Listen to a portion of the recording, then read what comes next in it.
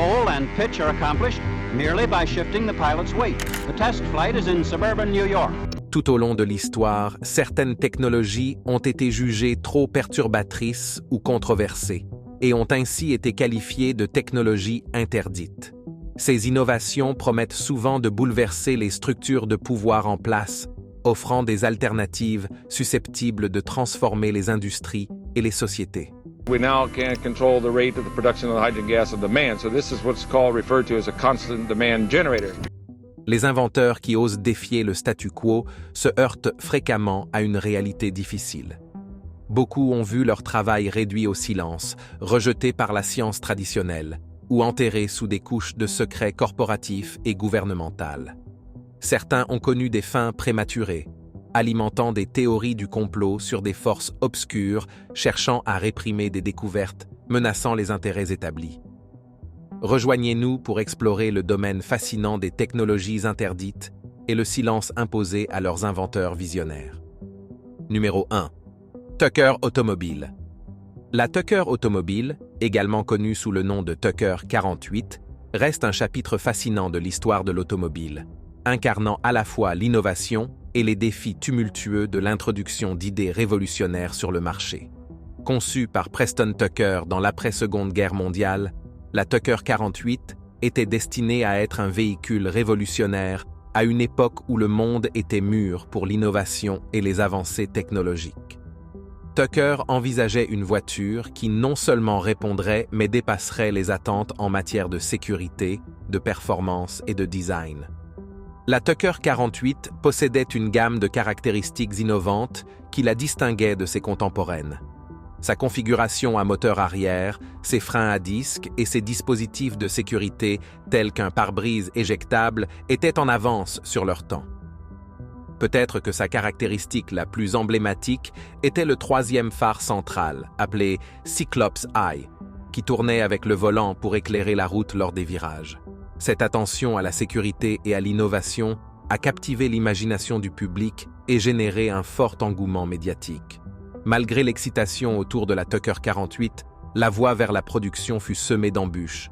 L'approche non conventionnelle de Tucker en matière de financement, vendre des droits de concession et prendre des précommandes pour une voiture qui n'était pas encore en production, attira l'attention de la Commission des valeurs mobilières, SEC.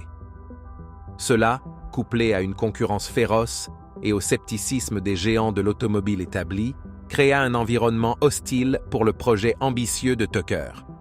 La Tucker Corporation fit face à une avalanche de mauvaise presse, de difficultés financières et de batailles juridiques.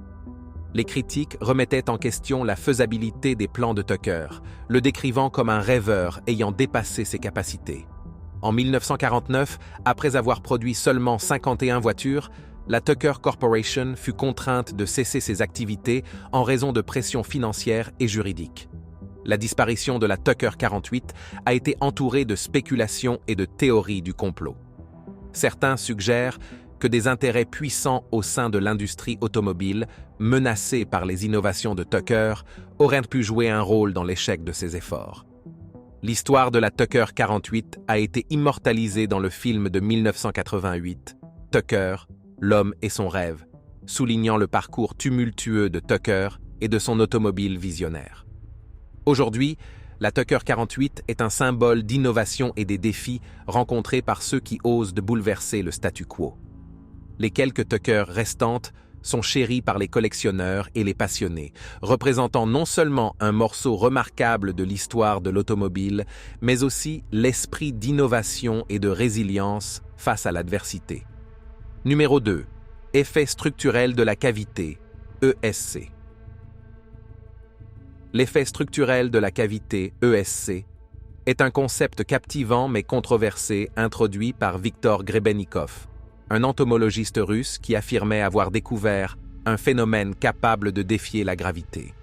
Grebennikov, connu pour son intérêt profond pour le monde naturel, en particulier les insectes, a découvert ce qu'il a décrit comme l'effet structurel de la cavité au cours de ses études entomologiques dans les années 1980.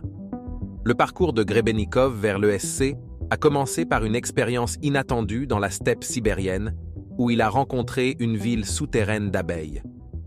Alors qu'il se reposait sur le sol, il aurait ressenti des sensations inhabituelles, comme des maux de tête et un goût métallique qu'il attribua aux structures souterraines.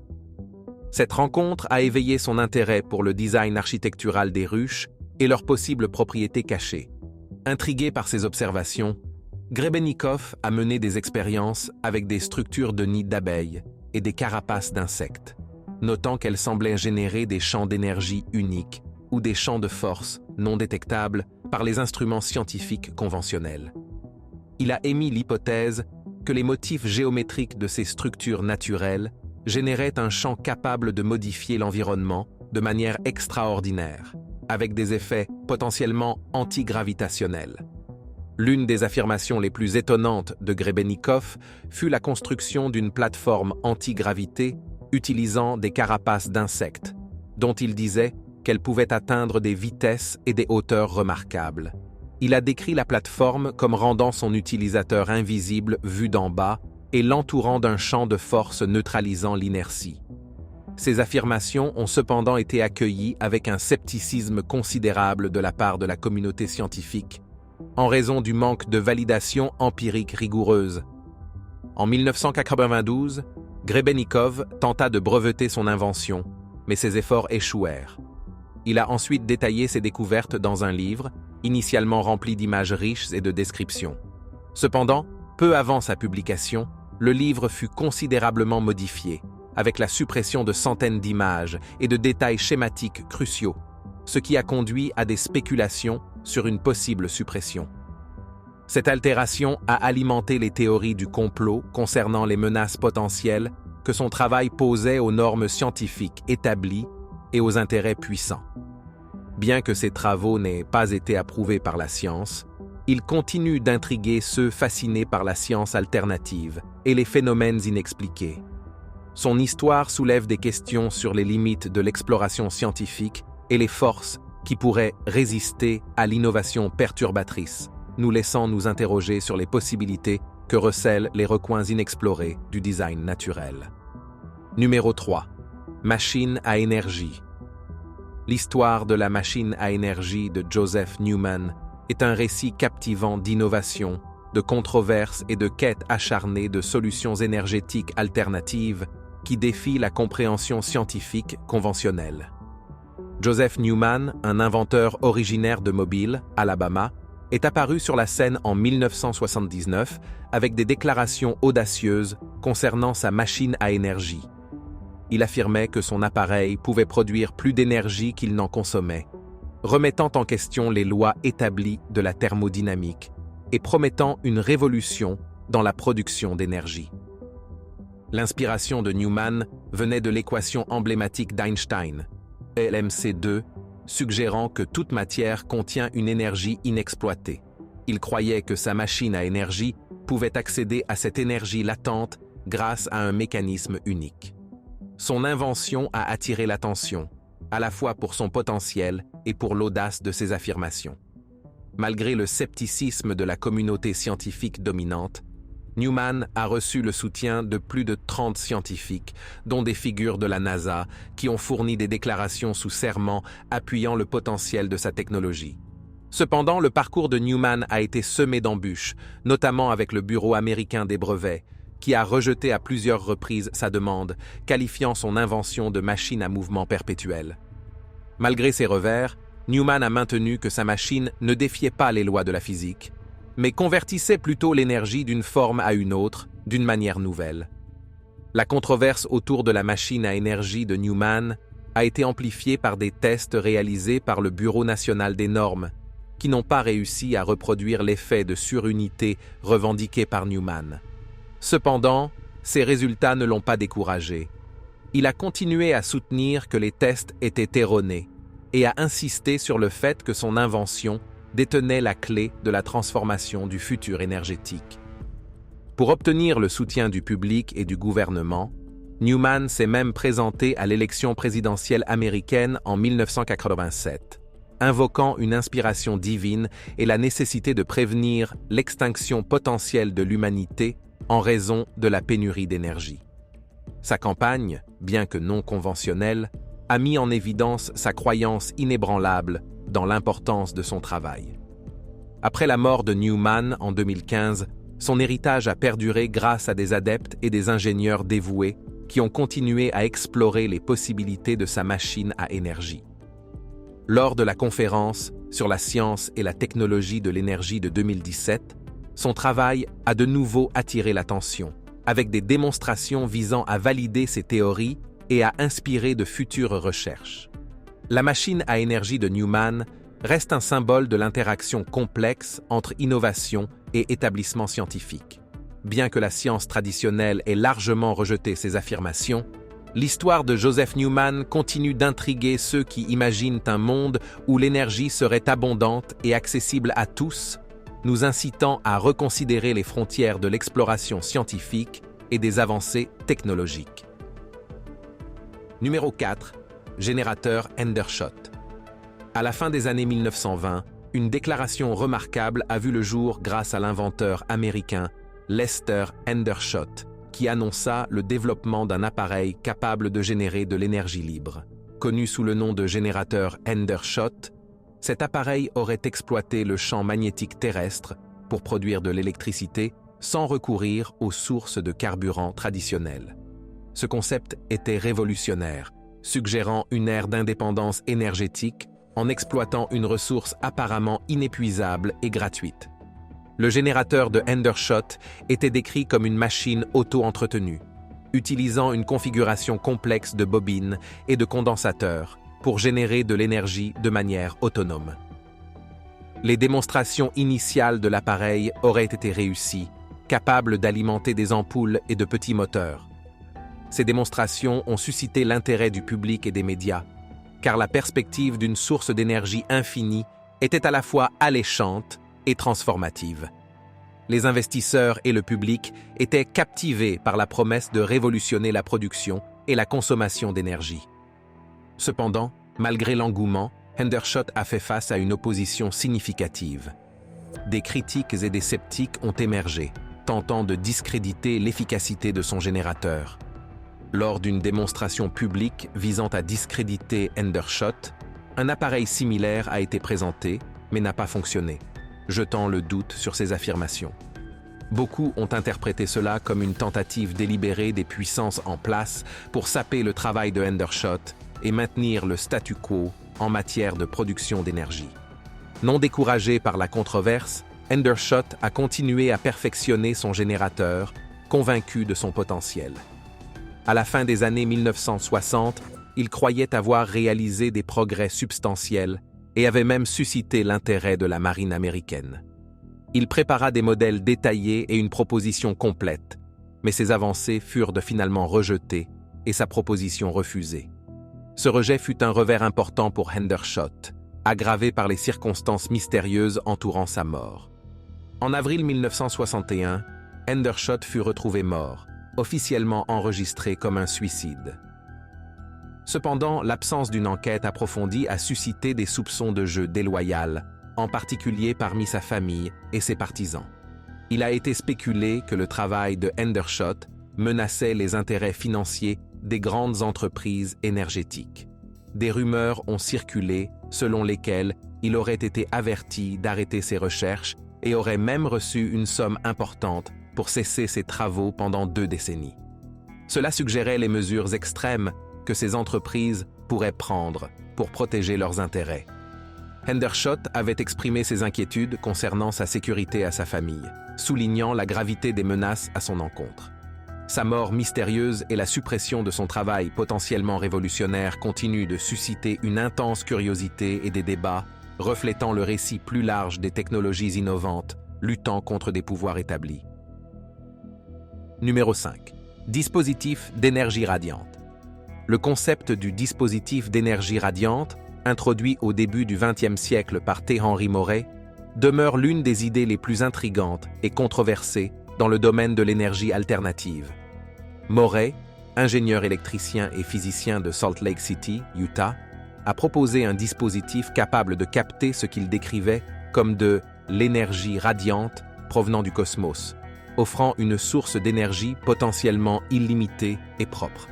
Le travail de Moray a été fortement influencé par les recherches pionnières de Nikola Tesla qui avait précédemment exploré des concepts similaires liés à l'exploitation de l'énergie électromagnétique. Inspiré par ces idées, Moray a développé un dispositif utilisant un matériau semi-conducteur unique, qu'il a nommé la valve Moray. Ce composant était conçu pour capter l'énergie des sources ambiantes et la convertir en énergie électrique utilisable. Moray affirmait que son appareil ne violait pas les lois de la thermodynamique, car il ne créait pas d'énergie à partir de rien, mais transformait l'énergie existante de l'environnement en une forme plus accessible. Lors de diverses démonstrations dans les années 1920 et 1930, l'appareil d'énergie radiante de Moray aurait alimenté des lumières, des radios et de petits moteurs sans aucune connexion apparente à une source d'énergie conventionnelle. Ces démonstrations publiques, auxquelles assistaient des curieux, semblaient confirmer ces affirmations et ont suscité un vif intérêt de la part de ceux qui espéraient une percée révolutionnaire dans le domaine de l'énergie. Malgré l'excitation, Moray a fait face à un scepticisme acharné de la part de la communauté scientifique. Les critiques ont souligné que le fonctionnement de son appareil et la science sous-jacente n'étaient pas clairement documentés ou expliqués de manière à permettre une vérification ou une reproduction indépendante. Ce manque de transparence a alimenté le doute et empêché l'acceptation généralisée de son invention. L'établissement scientifique, lié aux lois de la physique classique, a largement rejeté les affirmations de Moray comme non prouvées. De plus, la réticence de Moray à divulguer complètement les spécificités de son invention, invoquant la peur du vol de propriété intellectuelle et de son mauvais usage, a encore davantage aliéné ses alliés potentiels.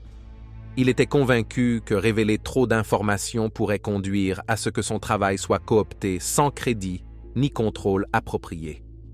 Pour ajouter au défi, Moray affirmait que des entités puissantes du secteur de l'énergie cherchaient activement à supprimer son travail. Il relatait des cas de sabotage, y compris des menaces à sa sécurité personnelle et des effractions dans son laboratoire qu'il croyait être des tentatives pour étouffer ses progrès. Malgré ces obstacles, Moray est resté engagé dans sa vision, raffinant continuellement son appareil et plaidant pour ses avantages potentiels. Malheureusement, sans validation scientifique plus large ni soutien, son invention a progressivement disparu de l'œil du public. Numéro 6. Machine N. La machine N de Bruce De Palma représente un chapitre fascinant et controversé dans l'histoire de la recherche sur les énergies alternatives. De Palma, ancien chercheur au MIT, a présenté cet appareil innovant à la fin des années 1970, proposant une rupture radicale avec les méthodes traditionnelles de production d'énergie. Son invention était basée sur l'idée que l'espace n'est pas un vide, mais qu'il est rempli d'une énergie inexploitée qui pourrait être directement récoltée. La machine N est un type de générateur homopolaire que De Palma a conçu pour fonctionner selon des principes qu'il estimait insuffisamment pris en compte par la physique conventionnelle. Contrairement aux générateurs standards, qui utilisent des rotors et des stators séparés, la machine N se compose d'un seul volant magnétisé en rotation. De Palma affirmait que, en magnétisant et en faisant tourner ce volant, un potentiel électrique serait créé entre l'axe et la jante, tirant ainsi de l'énergie du champ magnétique du volant lui-même. Ce concept s'inspirait des travaux de Michael Faraday et d'autres pionniers de l'électromagnétisme, mais De Palma est allé plus loin en suggérant que les lois de la thermodynamique et de la conservation de l'énergie ne pourraient n'aider pas expliquer entièrement tous les phénomènes naturels.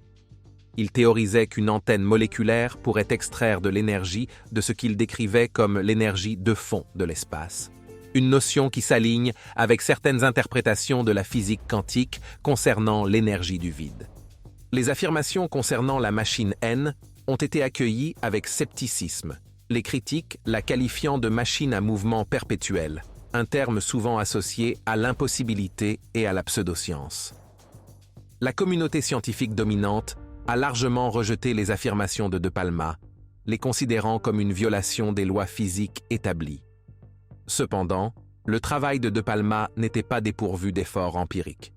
Tout au long des années 1980, il a réalisé des démonstrations et des expériences pour montrer le potentiel de la machine, avec des rapports sur des sorties d'énergie anormales qui ont intrigué certains observateurs indépendants. La controverse entourant la machine N s'est intensifiée lorsque des institutions établies, comme le Bureau national des normes, ont testé l'appareil. Leurs résultats ont suggéré que la machine ne produisait pas d'énergie au niveau revendiqué par De Palma, renforçant le scepticisme de la communauté scientifique. Néanmoins, un groupe de partisans dévoués et d'enthousiastes des énergies alternatives a continué à explorer les idées de Palma, poussé par la possibilité que ces découvertes puissent redéfinir notre compréhension de la production d'énergie. Les théories de Palma touchaient également à des implications plus larges, suggérant que si elles étaient prouvées correctes, elles pourraient transformer l'énergie d'une ressource rare en une ressource abondante, avec des effets profonds sur la politique énergétique mondiale et les avancées technologiques. Numéro 7. Véhicule électrique original, EV1. Le General Motors EV1, introduit à la fin des années 1990, a marqué un moment révolutionnaire dans l'histoire de l'automobile en tant que premier véhicule électrique produit en série dans le monde. Conçu à une époque de prise de conscience croissante des enjeux environnementaux et de la dépendance aux combustibles fossiles, l'EV1 représentait un pas audacieux vers un transport durable. Sa sortie était une réponse au mandat californien sur les véhicules à émissions nulles, ZEV, qui exigeait que les grands constructeurs automobiles offrent un pourcentage de leurs ventes en véhicules à émissions nulles. Le V1 était une voiture biplace élégante et futuriste qui a suscité un suivi loyal parmi ses locataires. Loué pour son efficacité et son design novateur, le V1 était alimenté par des batteries au plomb acide à ses débuts, tandis que les modèles ultérieurs étaient équipés de batteries nickel-hydrure métallique avancées, offrant une meilleure autonomie et des performances améliorées. Les conducteurs appréciaient son fonctionnement silencieux, son accélération douce et la nouveauté d'un véhicule ne nécessitant pas d'essence, en phase avec une vision d'un avenir plus propre et durable. Malgré son potentiel technologique, le programme EV1 a été de courte durée. General Motors a abandonné le véhicule en 1999, invoquant une demande limitée des consommateurs, des coûts de production élevés et l'autonomie limitée par charge du véhicule comme raison principale. GM a récupéré tous les véhicules loués, dont la plupart ont ensuite été détruits, un geste qui a suscité une controverse et des spéculations importantes. L'arrêt brutal du programme EV1 a conduit beaucoup à penser que des facteurs autres que la demande des consommateurs étaient en jeu. Les critiques ont affirmé que l'industrie pétrolière et même certains constructeurs automobiles traditionnels, menacés par le potentiel de transition loin des combustibles fossiles, avaient exercé des pressions pour freiner le progrès du véhicule électrique.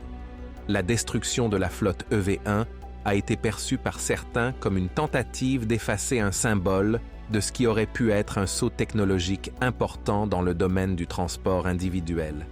L'histoire de l'EV1 a attiré une attention généralisée grâce au documentaire de 2006 « Who Killed the Electric Car ». Le film a exploré l'interaction complexe des facteurs économiques, politiques et environnementaux qui pourraient avoir contribué à la disparition du véhicule, présentant un récit d'opportunités manquées et d'innovations réprimées. L'héritage de l'EV1, cependant, ne s'est pas éteint avec sa destruction. Au contraire, il a jeté les bases des développements futurs dans la technologie des véhicules électriques. Les leçons tirées du design de l'EV1 et de l'accueil du marché ont informé les stratégies des fabricants de véhicules électriques modernes. Aujourd'hui, l'industrie automobile mondiale connaît un virage significatif vers l'électrification, de nombreuses entreprises investissant massivement dans la technologie des véhicules électriques, l'infrastructure et l'innovation, peut-être en accomplissant la promesse que l'EV1 avait autrefois incarnée. Numéro 8. Mouvement perpétuel. Le mouvement perpétuel a longtemps capté l'imagination des inventeurs et des penseurs, représentant la quête ultime d'une machine capable de fonctionner indéfiniment sans source d'énergie externe. Ce concept, cependant, est en contradiction avec les lois établies de la thermodynamique. La première et la deuxième loi de la thermodynamique affirment que l'énergie ne peut être ni créée ni détruite, et que les systèmes tendent naturellement vers l'entropie. Ces principes suggèrent qu'une machine à mouvement perpétuel est impossible, car elle exigerait qu'un système produise plus d'énergie qu'il n'en consomme, sans aucune perte. Malgré cela, l'attrait du mouvement perpétuel a persisté au fil de l'histoire, inspirant de nombreuses tentatives de construction de machines défiant ces lois fondamentales. Les premiers inventeurs ont créé des conceptions complexes impliquant des poids, des aimants et des engrenages, tous cherchant à réaliser un mouvement continu. Ces machines semblaient souvent fonctionner, au moins pendant un certain temps, avant que la friction et d'autres forces ne les arrêtent. L'une des figures les plus intrigantes associées à la quête du mouvement perpétuel était le naturaliste autrichien Victor Schauberger. Connu pour ses études sur l'eau et les vortex naturels, Schauberger a proposé des conceptions imitant les flux en spirale de la nature, affirmant que celles-ci pouvaient puiser dans une source d'énergie inconnue. Son travail suggérait qu'en observant et en reproduisant les processus naturels, il pourrait être possible de créer un système énergétique autosuffisant. Cependant, les idées de Schauberger, comme beaucoup d'autres dans ce domaine, ont fait face à du scepticisme et n'ont jamais été validées scientifiquement. La quête du mouvement perpétuel croise également l'exploration plus large des dispositifs d'énergie libre, qui prétendent exploiter l'énergie ambiante de l'environnement. Ces dispositifs brouillent souvent la frontière entre la recherche scientifique légitime et la pseudoscience, car ils promettent des solutions à la pénurie d'énergie sans justification scientifique claire. La fascination durable pour de telles machines reflète à la fois une vision optimiste de l'énergie durable et un défi à la compréhension scientifique conventionnelle. Aujourd'hui, la communauté scientifique reste fermement ancrée dans les principes de la thermodynamique, considérant le mouvement perpétuel comme impossible. Néanmoins, le concept perdure comme un symbole de l'ingéniosité humaine et de la quête incessante de la connaissance. Il pousse les inventeurs à réfléchir de manière créative à l'énergie et à l'efficacité, même si l'objectif ultime reste inatteignable selon les normes scientifiques actuelles. L'histoire du mouvement perpétuel rappelle l'importance de la pensée critique et de la méthode scientifique. Elle souligne la nécessité du scepticisme et des tests rigoureux face à des affirmations extraordinaires, tout en célébrant l'esprit d'innovation qui pousse l'humanité à explorer les frontières du possible. Numéro 9. Le carburateur Hogle. Le carburateur Hogle est un élément fascinant mais controversé de l'histoire automobile, représentant une percée potentielle dans l'efficacité énergétique qui n'a jamais été pleinement réalisée. Inventé par Tom Hogle, un mécanicien autodidacte d'El Paso, au Texas, l'appareil a vu le jour dans les années 1970, à une époque où le monde était confronté à des crises énergétiques et avait un besoin urgent de solutions de carburant plus efficaces. L'invention d'Hogle promettait de transformer le moteur à combustion interne en augmentant considérablement l'efficacité énergétique en permettant à une voiture de parcourir plus de 160 km avec un seul gallon d'essence.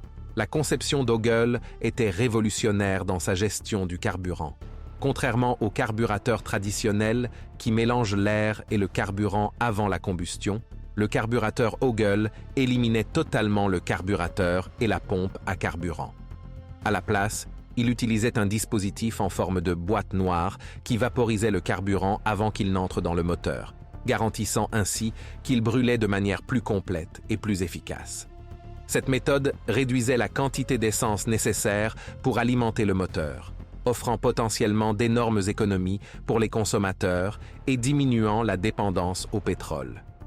Les implications du carburateur Hogle étaient bien profondes. S'il avait été mis en œuvre avec succès, il aurait pu entraîner une réduction significative des émissions des véhicules et une diminution de la consommation mondiale de pétrole. En 1977, Hogle a démontré son invention en utilisant une Ford Galaxy de 1970 modifiée, attirant l'attention des médias et suscitant l'intérêt des investisseurs et des grandes entreprises désireuses de tirer parti de son potentiel.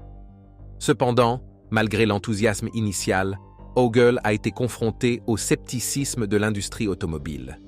Les experts remettait en question la faisabilité d'une telle amélioration radicale de l'efficacité énergétique sans modifications importantes du moteur. Ogle restait confiant dans son invention et refusait des offres lucratives de vente de ses brevets, visant plutôt une mise en œuvre à grande échelle. Tragiquement, le parcours prometteur d'Ogle a été brutalement interrompu en 1981 lorsqu'il est décédé dans des circonstances mystérieuses à l'âge de 24 ans. Officiellement, sa mort a été déclarée comme une overdose d'alcool et de médicaments sur ordonnance, mais ses amis et partisans ont suspecté un acte criminel, étant donné les énormes enjeux financiers en jeu. Des théories du complot ont émergé, suggérant que l'industrie pétrolière ou les fabricants automobiles, craignant l'impact de sa technologie sur leurs modèles économiques, auraient pu jouer un rôle dans son silence. Après sa mort, le carburateur Ogle est tombé dans l'oubli. Bien que les brevets existent encore, aucun grand constructeur automobile n'a adopté la technologie, laissant beaucoup spéculer sur la possibilité qu'elle ait été délibérément supprimée pour préserver les intérêts commerciaux existants. Numéro 10. La cellule à carburant à eau. La cellule à carburant à eau, développée par Stanley Meyer dans les années 1980, est l'une des inventions les plus intrigantes et controversées dans le domaine des énergies alternatives. Meyer, un inventeur originaire de l'Ohio, affirmait avoir créé un dispositif capable d'alimenter un véhicule en utilisant uniquement de l'eau comme carburant. Son invention reposait sur un processus d'électrolyse non conventionnel qui aurait scindé les molécules d'eau en hydrogène et en oxygène en utilisant une faible quantité d'électricité, une méthode beaucoup plus efficace que l'électrolyse traditionnelle. Meyer a démontré sa technologie à travers un buggy modifié, qu'il prétendait fonctionner uniquement à l'eau. Cette démonstration audacieuse a captivé l'imagination du public et offert une vision alléchante d'un avenir où les véhicules pourraient être alimentés par une ressource aussi abondante et écologique que l'eau. Si elle était viable, la technologie de Meyer promettait de révolutionner le secteur de l'énergie, en fournissant une alternative propre et durable aux combustibles fossiles et en libérant potentiellement le monde de la dépendance pétrolière. La cellule à carburant à eau a généré une attention médiatique considérable et attiré l'intérêt d'investisseurs et d'organismes gouvernementaux désireux d'explorer les revendications de Meyer. Malgré cet enthousiasme, la communauté scientifique est restée sceptique, remettant en question la validité et la reproductibilité de ces résultats. Les critiques ont affirmé que les revendications de Meyer défiaient les lois de la thermodynamique, notamment la conservation de l'énergie, qui stipule que l'énergie ne peut être ni créée ni détruite. Le manque de documentation scientifique détaillée et d'études revues par des pairs a également alimenté le doute sur la faisabilité de l'invention. Tragiquement, l'histoire de Stanley Meyer a pris un tournant mystérieux le 20 mars 1998, lorsqu'il est mort subitement après avoir prétendument crié qu'il avait été empoisonné. La cause officielle de la mort a été déclarée comme un anévrisme cérébral, mais des théories du complot ont rapidement vu le jour.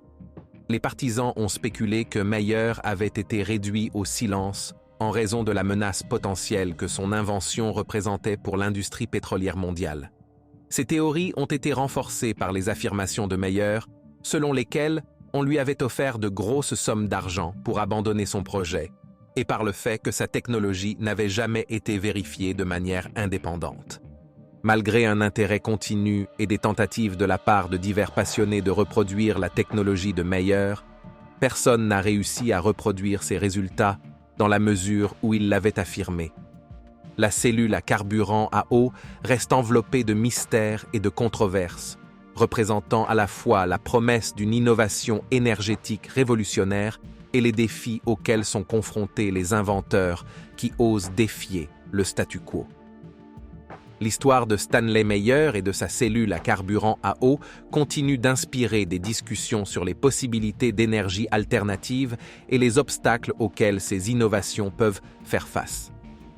Merci d'avoir regardé cet épisode. Pendant que vous êtes encore là, assurez-vous de cliquer sur la vidéo qui s'affiche sur votre écran pour plus de contenu de qualité.